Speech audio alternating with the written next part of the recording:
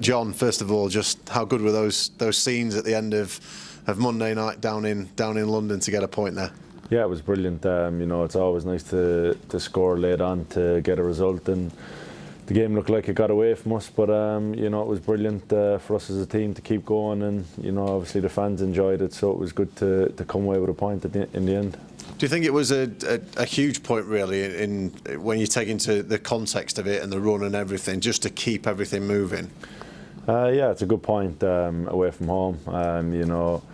QPR, decent side. They put it up to us, and obviously the start we had was unfortunate, but we had to claw ourselves back into the game. So I think being 1-0 down after 90 minutes away from home to get a result is always a positive.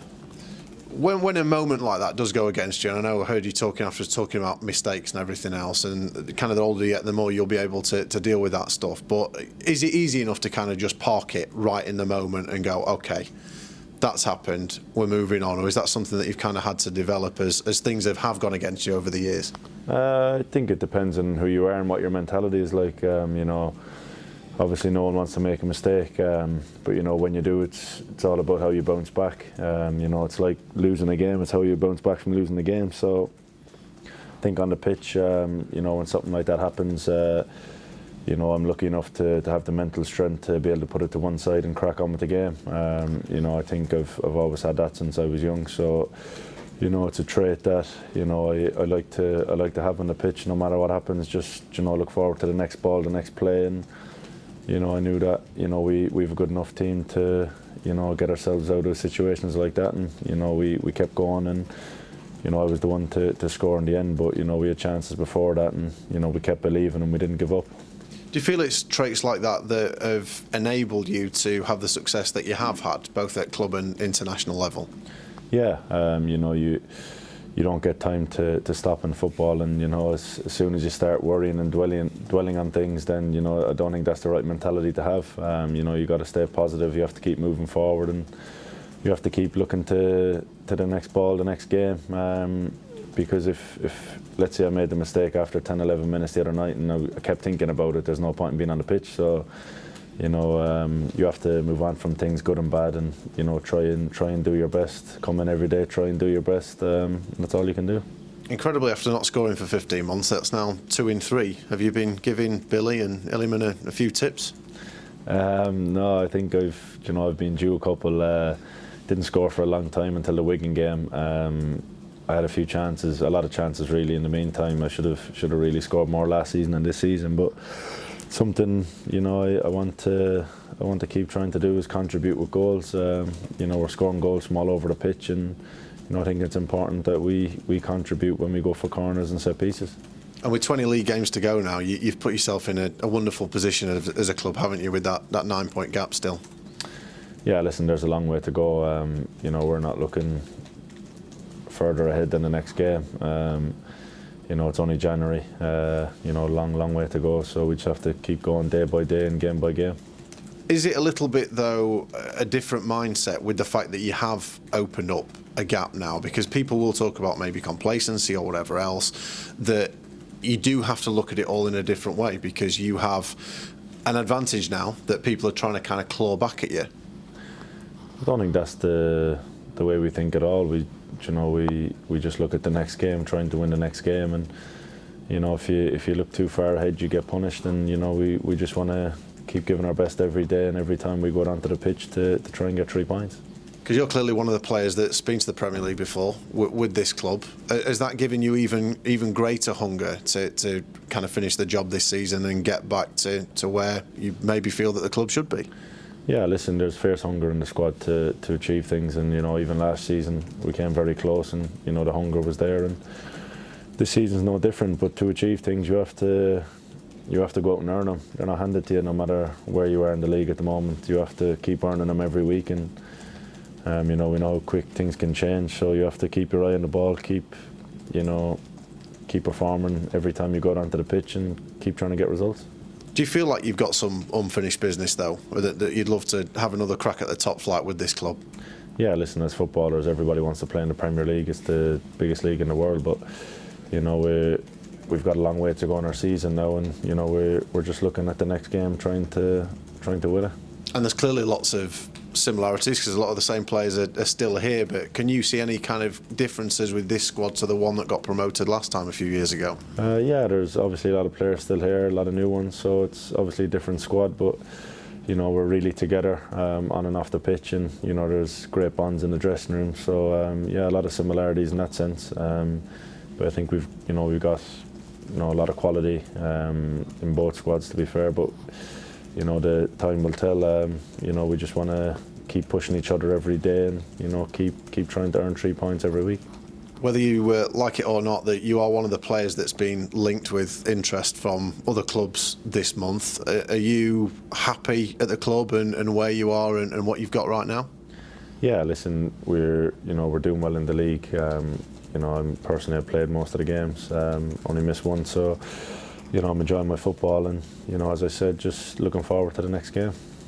Is that nice to hear as a footballer that there's people interested otherwise, or don't you care? Is that kind of one of those mindset things that we were talking about earlier? I don't know really. I suppose I just focus on coming in here every day, trying to train well, and you know, as I've said it, you know, a few times now, I just try to train well every day and try to do well when, you know, I get picked in the team. Do you feel you're playing as well now as you ever have? Because as you've mentioned, you know, you've been very consistent. You've virtually played every single league game over the last couple of seasons. Yeah, you know, I feel like you know, I keep trying to improve. You know, the managers help me, and you know, even though I'm 30 now, I still want to keep improving. I feel like I'm, you know, getting better every season. Obviously, you learn a lot, and you know, you always have to try and squeeze things out of yourself, and you know, you have to try and keep looking to where you can improve. And you know, I feel like I'm, you know, being in good form. Played a lot of games since I come to the club. Managed to be consistent enough to get picked a lot. So I just need to try and keep improving, and you know, try and keep helping the club to move forward and keep help the club winning games. Because it'll be 5 years this summer since you arrived. I think I've worked out you will hit 200 appearances as long as you don't get injured and a drop of form and all that over the next few months. What does that kind of mean to you, and what the journey that you've been through over the last 5 years with this club? Because this is very much home now, isn't it?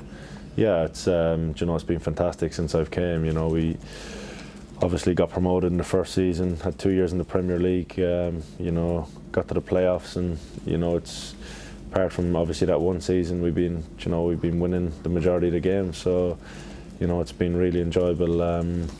4.5 years up to now, and you know, I love, you know, obviously living in Sheffield and love playing for the Blades. So you know, hopefully we can keep winning games and keep putting, you know, smiles on people's faces.